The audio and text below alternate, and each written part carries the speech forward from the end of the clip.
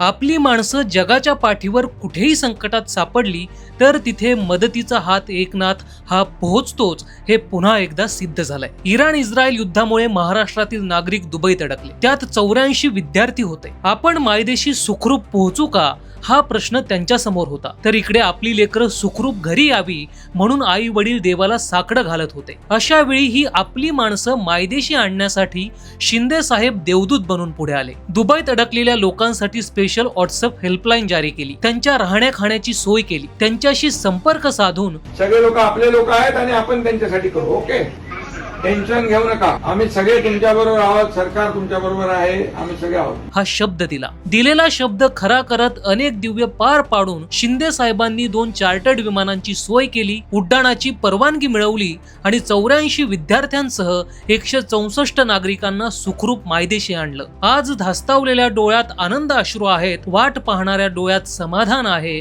आणि निर्धास्त झालेलं प्रत्येक मन शिंदे साहेबांचा आभार मानत आहे. शिंदे साहेबांच्या या संवेदनशील कृतीने संपूर्ण महाराष्ट्राचं मन जिंकलंय. आपत्ती तिथे शिवसेना, संकट तिथे एकनाथ.